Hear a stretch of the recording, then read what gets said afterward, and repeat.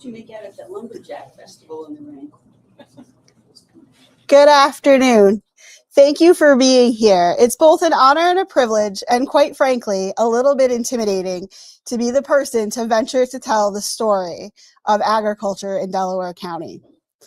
I am Desiree Kiever and the Ag Issues Leader for CCE Delaware. And I'm standing before you, but it isn't thanks to the entire Ag team, the many farm families across the county, local historians, and historical societies who have taken the time to gather photos, data, and share their stories and knowledge. And they've kept flowing. I've gotten some as recently as 1:30 this afternoon. We will spend this time strolling through the story from its hard-earned beginnings, carved from the forests, to the current landscape of Delaware County agriculture. This is not exhaustive. It is a beginning. Please give some grace, as compiling this was no small undertaking. Again, many thanks for all the hours spent pulling threads together to weave a complete image. I invite you to stay curious. This project has ignited a passion among many of us to continue to fill in the details and build a much more complete picture. The area is rich with historians curating segments of history by the agricultural development, commodity, location, era, or event. This is an attempt at the broad story of Delaware County agriculture and how the face of agriculture today has emerged. To do that, we must first define agriculture. Imagine yourself in the early pre-dawn moments, walking through the dew-covered grass, smelling the earth and fresh-cut meadow, to the soundtrack of insects and birds as you slide the barn door open to the lowing of a cow. You are ready to work to dusk and beyond. This is a snippet of what agriculture is to the producer, the farmer. It's a way of life and a lifestyle, a vocation, a profession, a calling. It's never being quite certain what any given day will hold. It's working beyond exhaustion. It's persistence, resilience, great accomplishments, greatest defeats, great sorrows, great frustrations, and then it is a new day. Agriculture is animal husbandry. Agriculture is crop production, forages, grains, fruits, vegetables. Agriculture is fiber production. Agriculture is sugaring, ornamentals, aquaculture, and more. And Delaware County agriculture is all of these things. Agriculture has varying definitions across those who interact with it, from local communities and governments to the USDA and the Food and Agricultural Organization of the United Nations. From a traditional classic definition to pointed economic, environmental, ecological definitions, it sometimes seems what agriculture is in the eye of the beholder. Without a question, agriculture is more than just the cornerstone of our food system. It has deep social and cultural relevance, grounds and centers our rural communities, and is the foundation for stewardship for our greatest natural asset, our lands. Agriculture is more than production of food and fiber. It is an economic, environmental, and social system that connects people to the land, supports communities and livelihoods, and shapes the landscape and natural resources on which future generations depend. It is production, it is processing, it is delivering product to consumers. It is the farm, but it is also the vet, the feed mill, the milk hauler, the butcher. It is the entirety of the production of food and fiber and all that it takes to bring it to your table. While dairy is certainly a jewel in her crown, it is only one amongst many gems in the story of what Delaware County agriculture is. If you noticed my title, A Legacy of Resilience, I truly cannot think of a better way to describe the trajectory of Delaware County agriculture.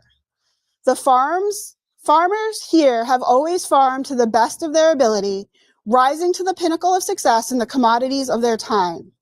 And when the circumstances shifted, they shifted with them, sometimes physically in the case of the reservoirs. Adapting their production systems, embracing new opportunities, and finding their way once again to arrive victorious at the next summit. Let's begin this journey.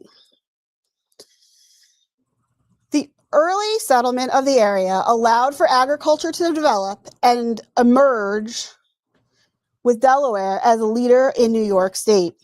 While the area is plentiful in land, rich soils,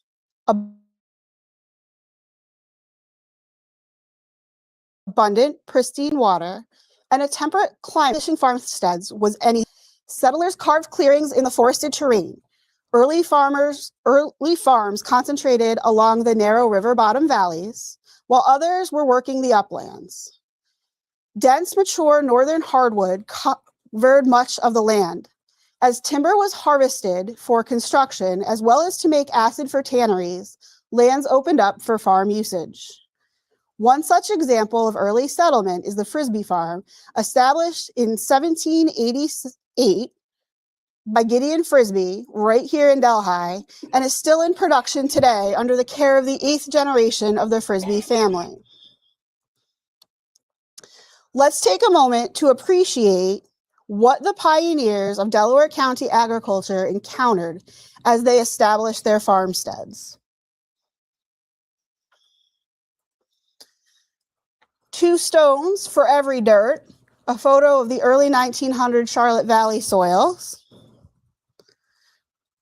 a view from Lake Road in Bovina Center, early 1900s hand corn harvest, horsepower running the cider mill at Van Zant Farm in the early 1900s, a Davenport hop harvest, a 1905 Rob Doonan barn rising at the Ryder Farm in Davenport Center. Rob Doonan was responsible for numerous barns across that swath of the county. Barn raisings of the early 1900s were truly a community event. I couldn't imagine. Some things to note as we begin to examine the hard facts of local agricultural production. Census data shifted in what, how, and when it was collected. Our team has done its best to tell a full story, but there are naturally some holes. As the history is replete with so many wonderful, remarkable stories, we only have an hour today, and unfortunately, I cannot tell them all. That does not discount their value or interest. Let's begin with the earliest settlers to the area, who were immigrants from Scotland, England, and Ireland. The landscape reminded them of home, so they farmed it like home. And so began the county's first pinnacle in agricultural production, sheep and wool. The images on the left of the screen are a 1866 pastel by Paul Kohler and an 1826 painting by Thomas Cole from the Philadelphia Museum Art Collection. Mr. Cole, founder of the Hudson River School, frequently traveled to the Delaware River region to paint, and this was one of his paintings. The data on the screen highlight the scale of sheep production in the second half of the 19th century. The narrative reveals the quality and character behind it. Abraham and Isaac Ogden established carting and fulling mills early on, with construction beginning in 1797 and reaching production in very early 1800. The War of 1812 wool tariffs drove domestic wool industry. By 1818, Delaware County was making and gaining recognition for quality woolen products. The silver tea set pictured to the right was awarded to Abraham Ogden for the first best specimen of domestic manufactured woolen cloth. In 1819, the brothers repeated, with Isaac winning the same award, and so began the county's leadership in quality agriculture. In 1842, a shift in wool tariffs dropped the prices of wool from 40 to 50 cents per pound to 22 cents a pound, thus ushering in the first shift in the county's agricultural focus. While much of our story will center on animal agriculture, crop production has always been a significant portion of agricultural output. Data shows early on the county was emerging strong in this sector as well. Notably, in the first 40 years of data collection through the Ag Census, the county tripled buckwheat production and moved up in ranking 2 places to 3rd buckwheat production in the state. Hay yields increased by 100,000 tons and rankings moved up by 4 places. Also noteworthy, while quadrupling corn production, rankings still slipped 4 places to 47th among New York counties. Remember this, as it becomes instrumental later in our story. Before we explore where this pivot from sheep production took us, we need to pause to honor Delco's agricultural history, be center of another significant event took place. Ray Lefever's July 3rd talk beautifully covered the role of Delaware County in the anti-rent war history, but I would be remiss if I didn't give a nod to it in a talk about the history of agriculture. After all, the heart of the conflict were the leased farms, where these tenant farmers poured their blood, sweat, and tears into carving their farmsteads from the wild, clearing the forests, building their homes and barns, improving the land to coax production. Pictured here on the top are the 1845 anti-renters in their calico Indian disguises. On the lower left, Andy's barn, still standing today on the little farm, which was home to regular anti-rent meetings, and the current day site of the Moses Earl Farm, where the landmark August 7th, 1885 confrontation occurred, resulting in the antitrust war's climax with the killing of Undersheriff Osmond N. Steele. By 1846, the state constitution had abolished feudal land tenures, and over time, most farmers were able to purchase the lands their families had farmed for generations. To contextualize the cost to purchase those farms, let's look at average land value per acre of farmland from the 1890 census. New York State average price was $32.13 per acre. Average range in this county was between $10 and $25 per acre. Not to miss an opportunity, the farmers of the county struck while the iron was hot and cashed in on the hops market while it was available. Neighboring Otsego and Schoharie counties were among the largest players on the hops stage, and northern Delaware County farms took advantage of their proximity. In the narrow window in the second half of the 19th century, the county reached 8th in New York State hops production, but the frenzy was short-lived. By the turn of the century, New York production came to a halt as a fungus swept across the state. Before the disaster could be mitigated and the crop reestablished, demand was supplied by production in other parts of the country. Despite our growing craft beer niche market, the crop has never been successfully reestablished in New York. In some circles, Delaware County has been synonymous with the dairy industry.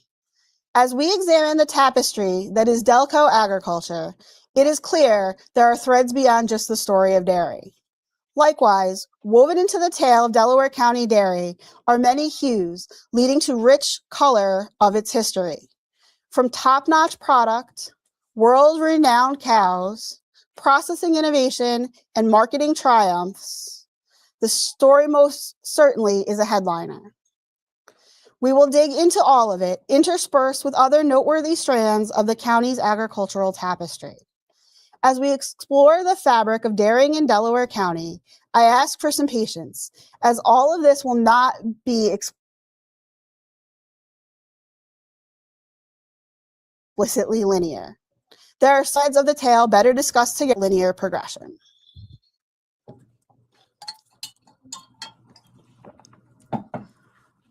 Let's begin by setting the stage with this visual representation of where the dairy industry was across the country in 1910. This first image illustrates where the milk was being produced, each dot representing $250,000 of dairy products. Jumping to the 1950 census,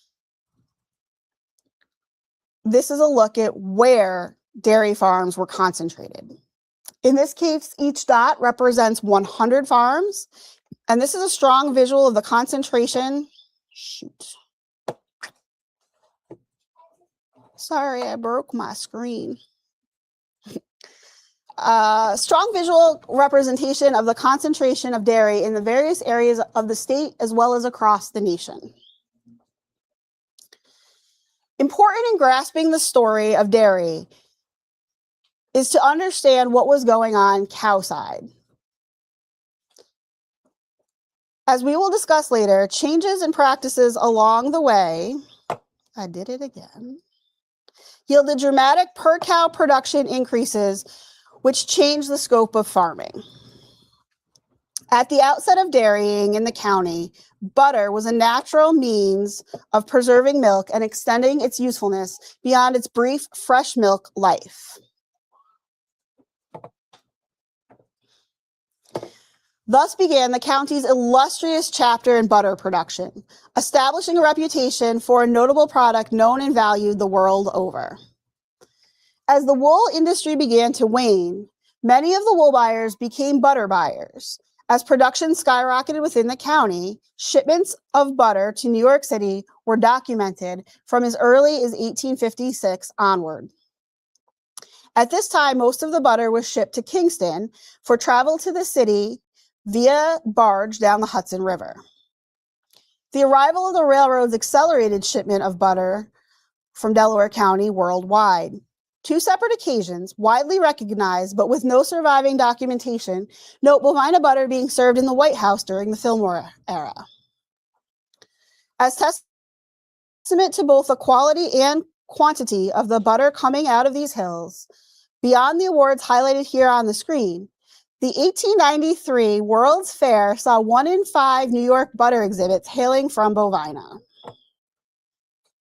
As production moved from farmstead to creameries, once again the quality was underscored when New York City hotels began canceling butter orders out of Sheffield Farms Creamery in the early days.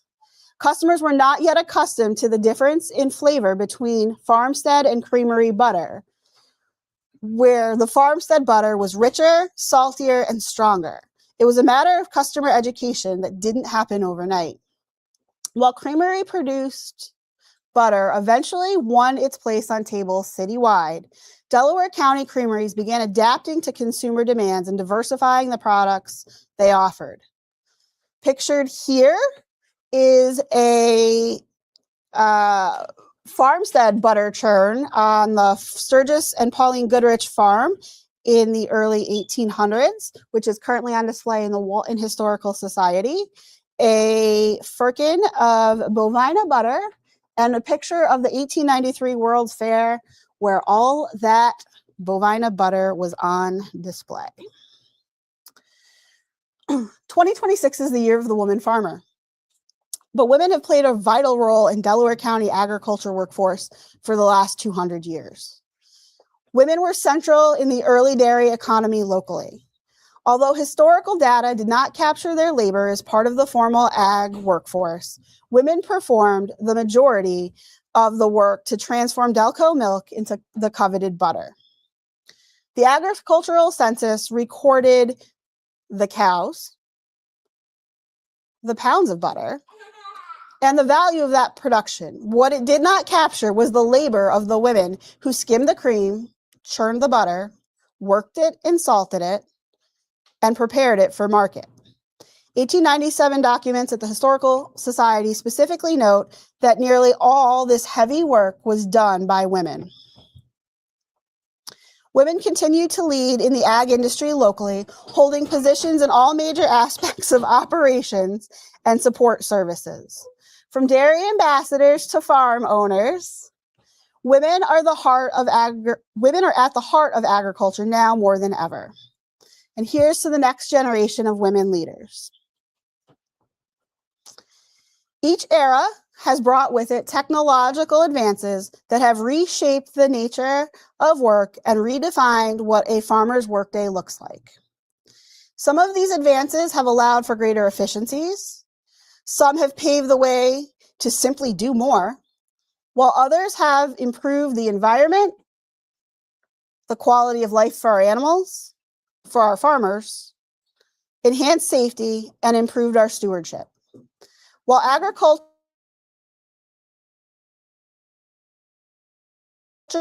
will always be labor intensive, mechanization how they are performed. First, the horse-drawn equipment reduced the back-breaking labor needed from our farmers. One of the charms of farming in these small, irregular fields, often on steep terrain, this is noteworthy for several reasons. First, it prevented the adoption of some of the earlier machines, particularly steam traction engines and kerosene, as neither were safe or nimble enough to operate on this ground. Secondly, it has posed challenges to farmers growing and as precision ag has emerged. A brief photo journey of the evolution of farming machinery.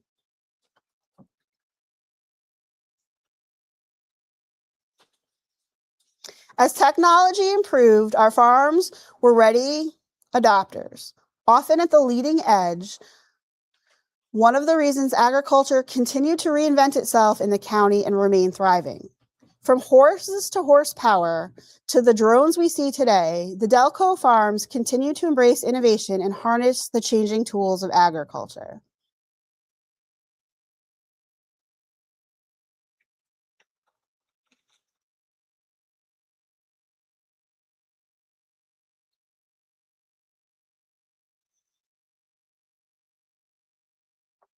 While advancement in cropping equipment certainly propelled things forward, this was not the only area our producers embraced advancements.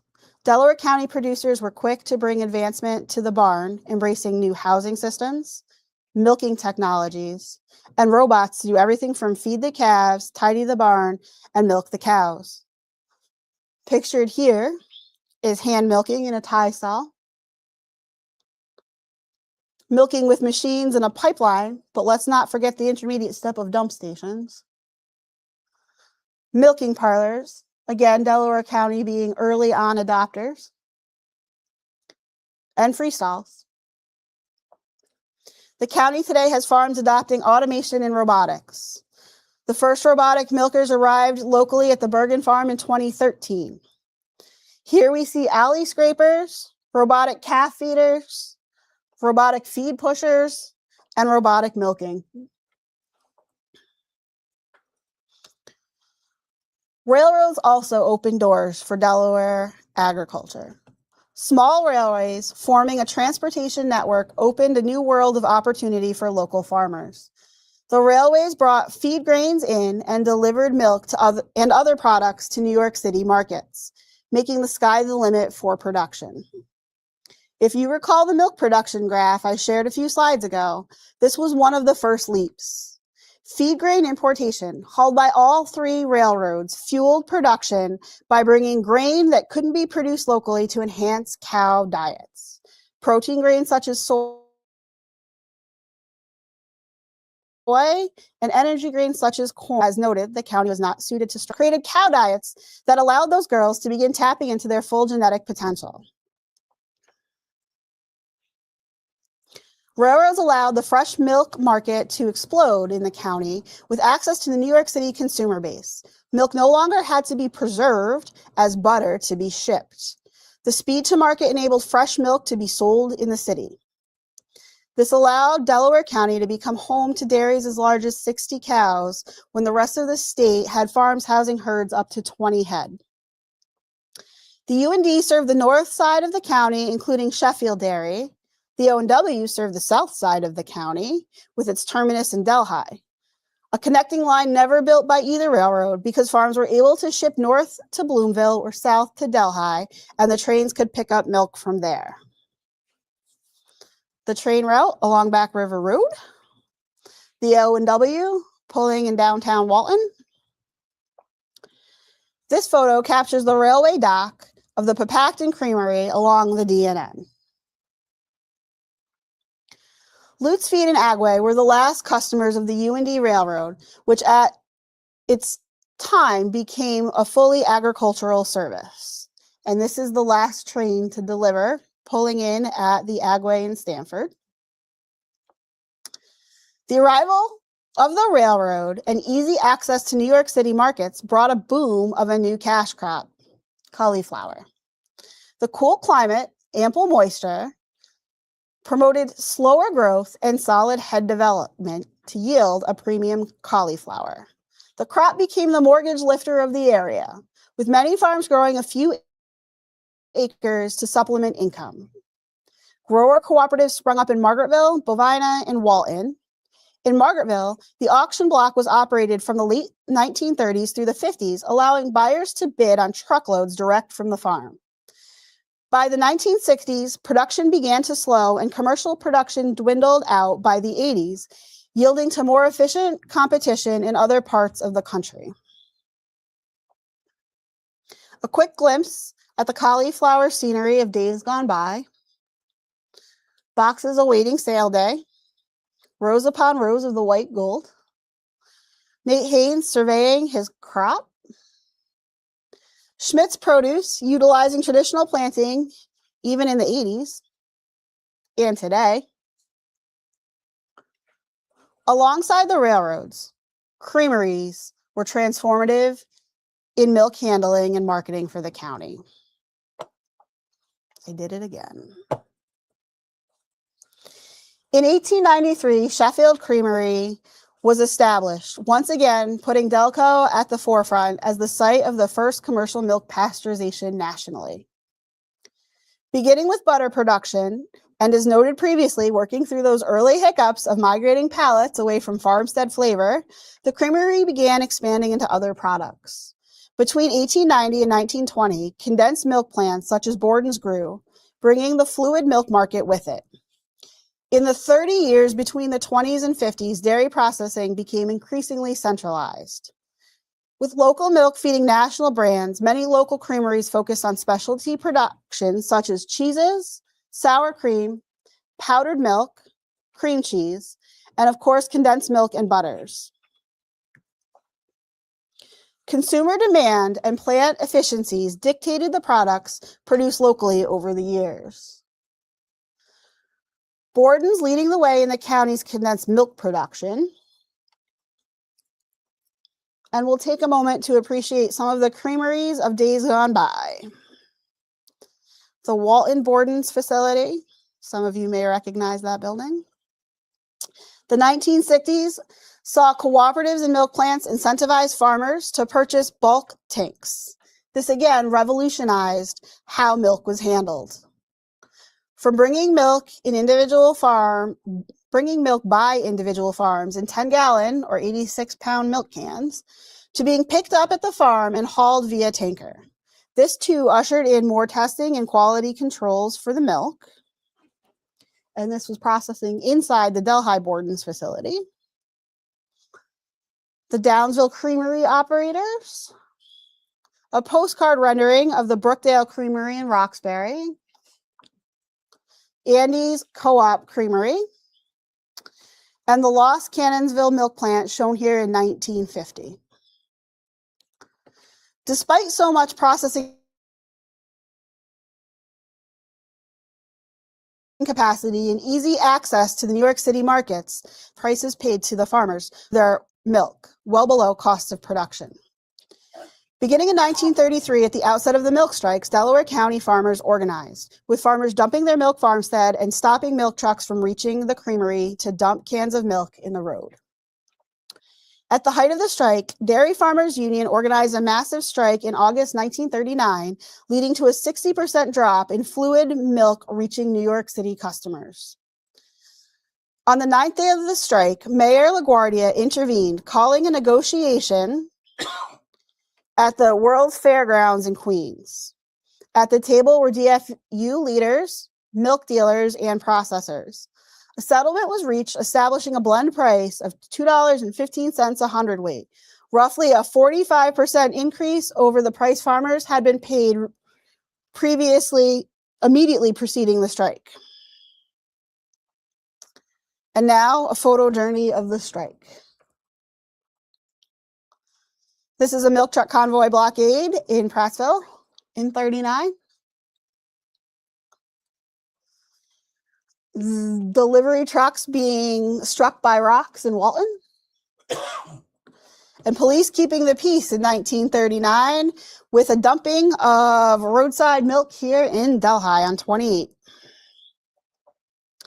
Simultaneous to the time of the strikes, Delco emerged again at the forefront in another way.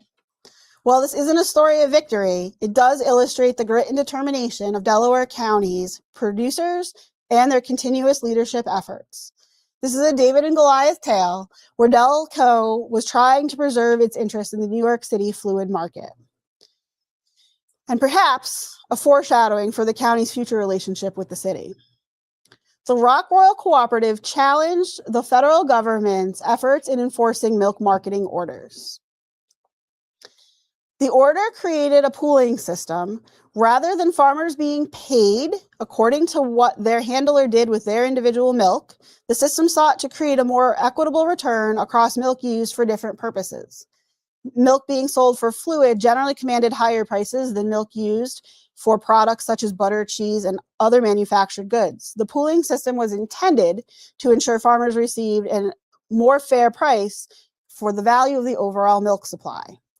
The resulting struggle over milk should be the resulting struggle over how milk should be priced and marketed reached the U.S. Supreme Court when the USDA filed suit against Rock Royal Cooperative in 1938. While Rock Royal waged a noble battle, the court's decision upheld the federal government's authority to regulate milk markets, reinforcing a pricing of pooled milk.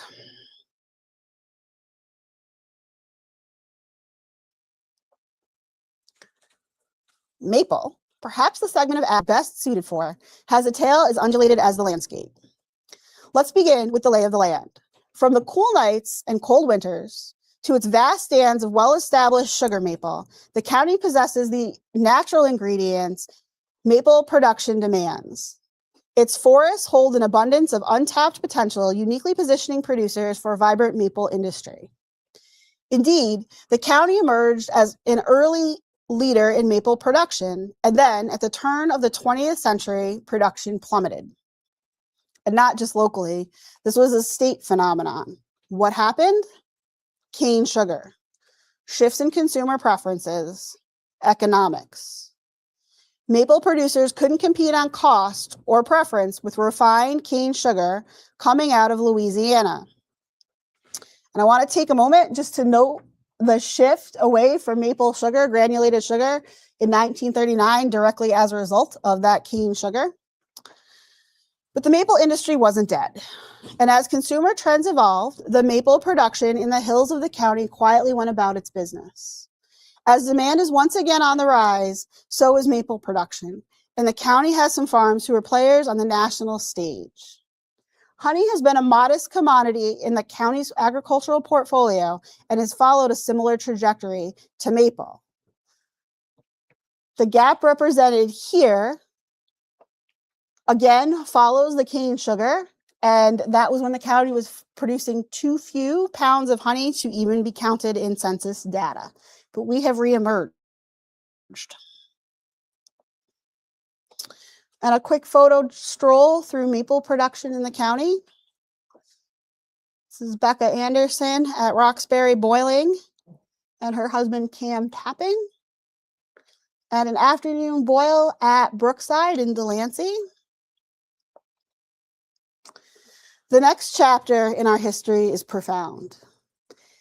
In the July 10th talk, Diane Galusha chronicled the reservoir era, from the construction of the dams to the profound disruptions, displacements, and loss that reshaped Delaware County communities and landscape.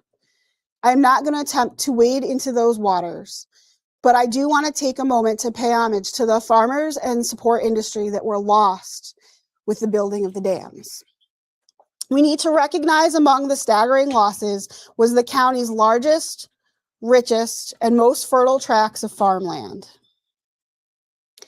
Every farm lost has a tale, but here is but one, hailing from the Hanselman family.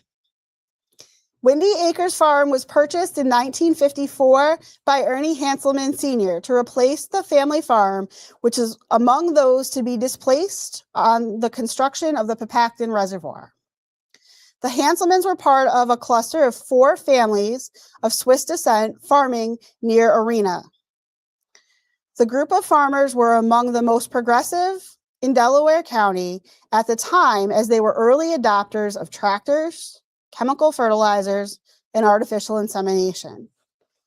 In 1950, New York City bought the original Hanselman farm, but allowed Ernie Sr. to deconstruct the barn so that the timber could be used to renovate the main barn at the new Windy Acres farm. He was also paid handsomely for operating heavy equipment on third shift as an employee of the construction company tasked with the completion of the Downsville Dam. Regarding their relocation to Bloomville, family legend has it that Ernie Sr.'s mom refused to leave the family home in Arena until there was a bulldozer pushing on it. Another story involves him, Ernie, driving their 1919 chain drive Minneapolis tractor from the original farm some 26 miles over unimproved roads to Windy Acres. That tractor is still in the family and is presently being restored by his grandson, Lad. In addition to the farms, 3 commercial creameries were lost forever in the flooding of the valleys. Also lost in the construction of the reservoirs was the iconic stone barn at Rock Royal Farm. Local lore attributes its destruction to spitefulness on the part of the city in the construction process, as this area never went underwater, and there was no need to remove the structure. Holding proud, the barn made a good stand and required 3 separate blastings before she yielded and collapsed.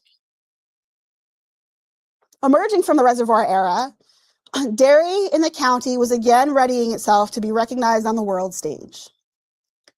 While Delco has always been home to innovative farms, one such example being Maridale Farms, founded in 1888 by Francis Ayres and Henry McKinney, the farm became one of the most prominent Jersey farms in the world. The farm became an early leader in butter production, establishing the first on-site farm creamery, providing butter to New York City and the U.S. Navy during World War II. At its peak, the farm operated 2,500 acres and managed 600 head of cattle and 50 employees. A farmstead sale barn was established to regularly host breeding stock sales that drew buyers from far and wide.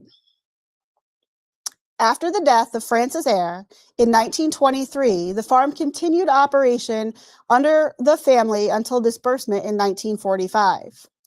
The early 60s ushered in an era of dairy farming never before seen. 2 notable examples include Prospect Farm and Dream Street Holsteins. Those who remember Prospect will always say they had the best cows, the best people, and all the equipment was new. In many ways, Prospect Farm, established in the late 50s and early 60s by Fred Murphy, served as a model of present-day scale and organization, with 600 cows housed on 6 farms around Mayhem Pond in the Stanford-Gilboa area.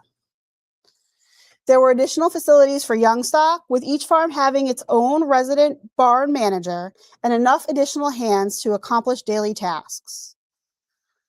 The farm utilized central bookkeeping and management, with responsibility falling to Claude Cook. Mr. Murphy's investment in the Stanford community also included a series of apartment buildings in downtown Stanford, a number of which were occupied by farm employees.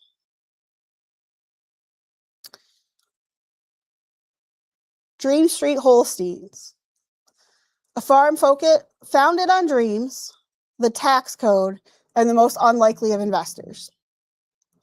George Morgan, a passionate Holstein enthusiast who turned to real estate in 1965, to escape mounting dairy farming debts, made over $1 million in commissions selling rural retreats to New York City businessmen prior to the oil crisis of '73.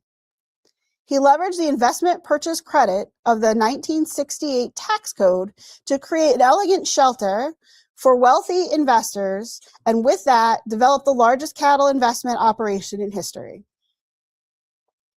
The farm included high-profile investors such as John Lennon with his Argyle Farm in Bovina Center, and local legendary farms such as Post Haven of Hobart. What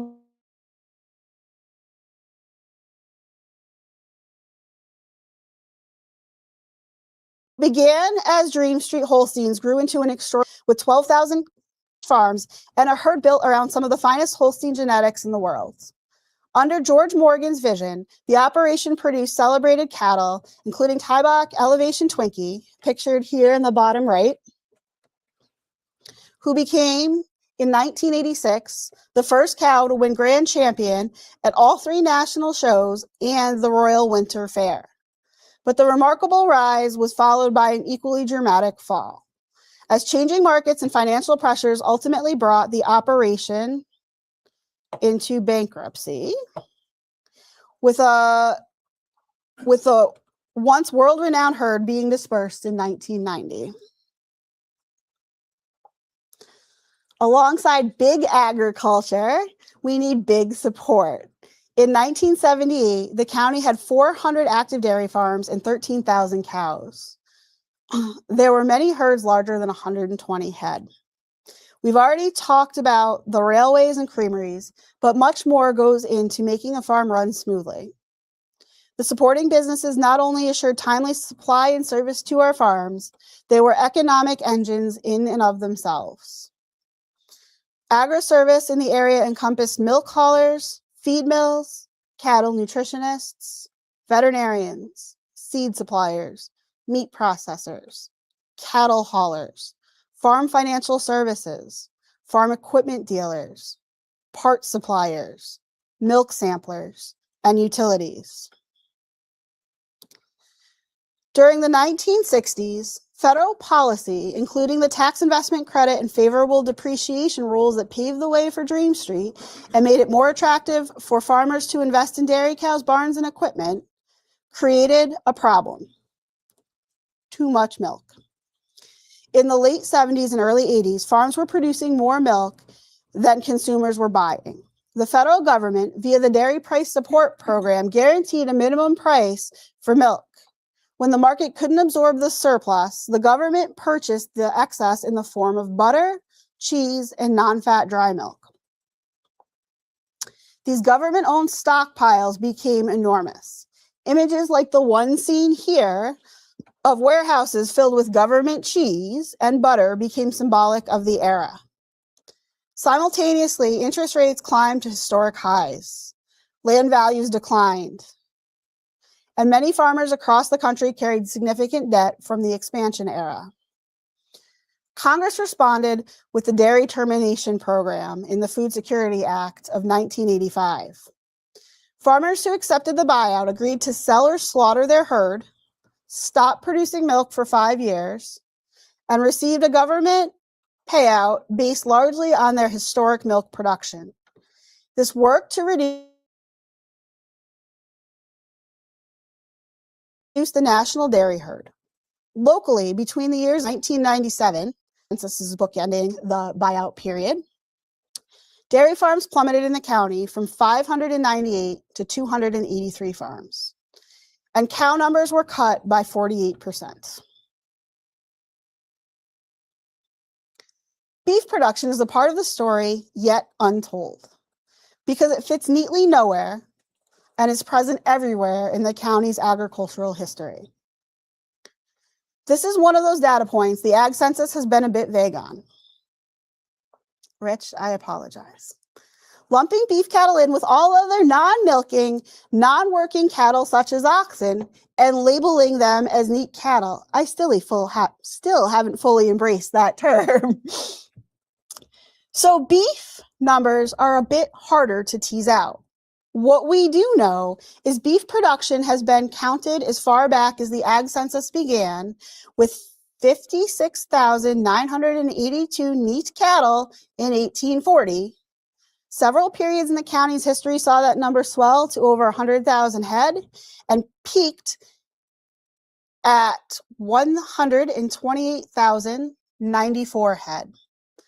Today, beef cattle production in Delaware County is a major agricultural enterprise, which involves 57% of the farms in the county. In 2017, Delaware County ranked number 2 out of all counties in New York in beef production, with annual sales in excess of $6.2 million. The size of the county's beef industry is steadily increasing as demographics of animal agriculture slowly shift from dairy production to beef production.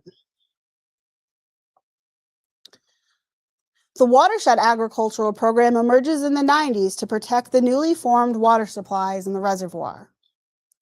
In 1990, New York City released draft regulations for the watershed communities in response to mandates from the EPA and Department of Health. The water supply either needed to be protected or face mandatory filtration.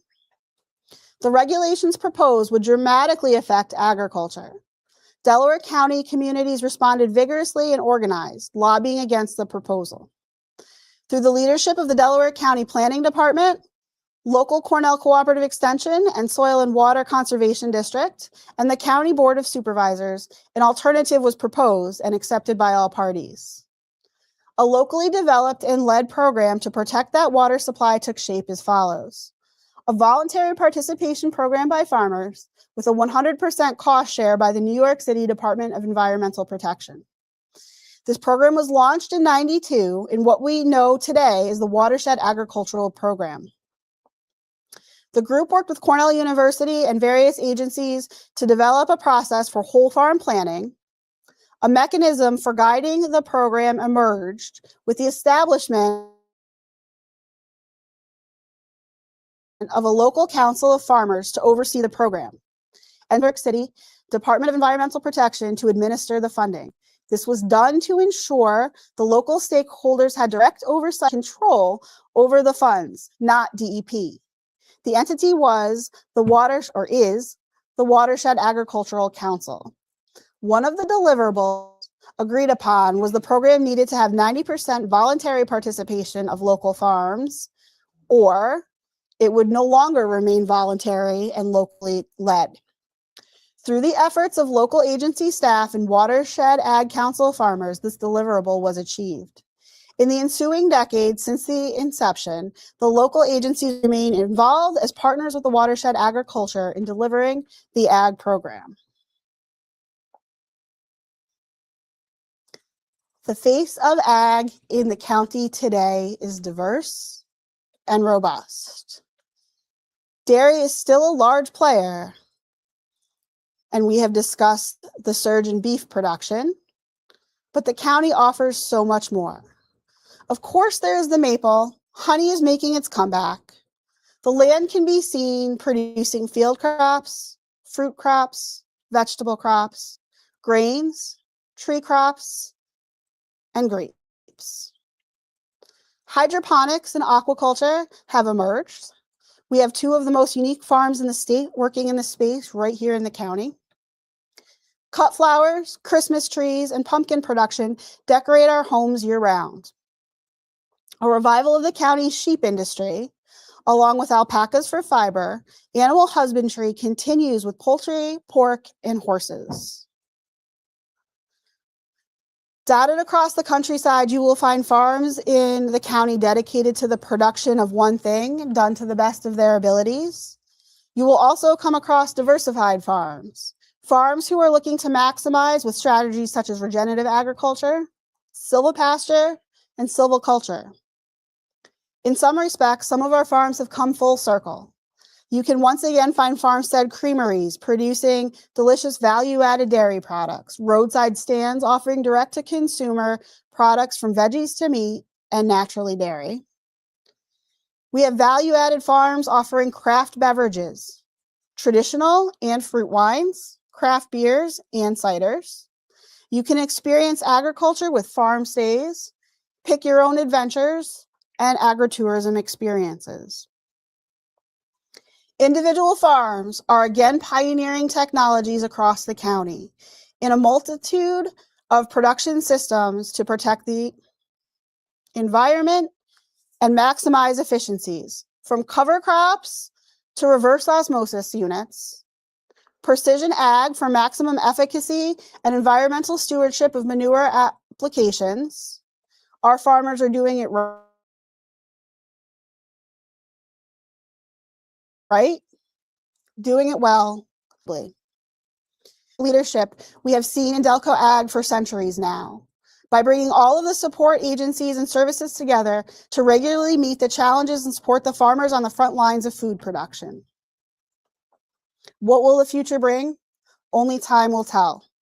I can promise you it will be bright.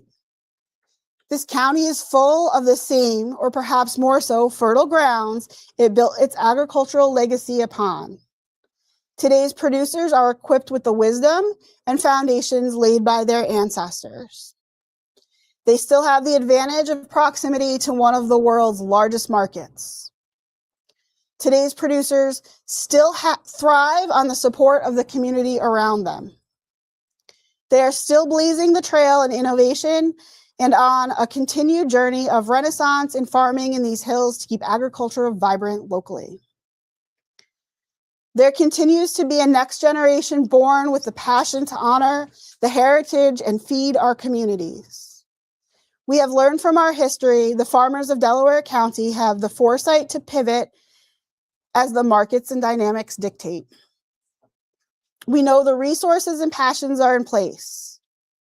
And agriculture is so deeply ingrained in the local economies, landscapes, culture, and way of life, it will continue to evolve with the times while remaining rooted in the land and traditions that brought us here.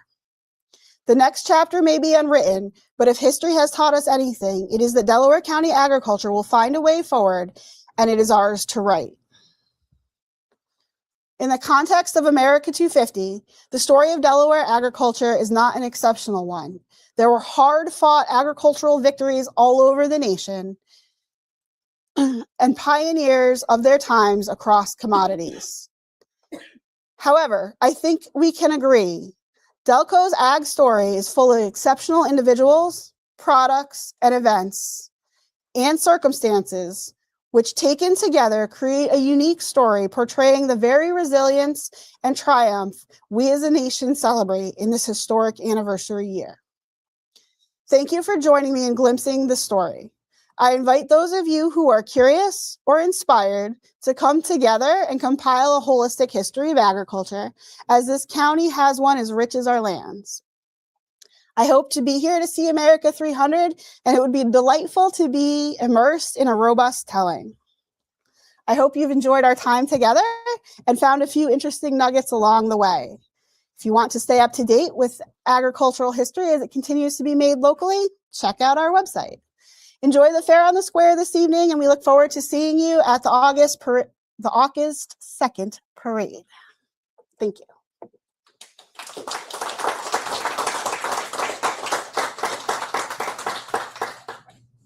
Questions? Excellent. I think I have one. Okay.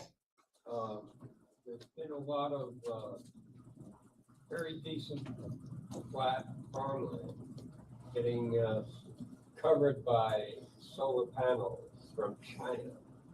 Wondering how you felt about that. How I feel about that? Sure, everyone has it. Everyone does have an opinion. I think there are a lot of other best uses with solar panels, buildings on top of pavement so cars can park under them. I don't think solar panels is the best use of our agricultural lands. Well, then you must tell the governor. I surely do.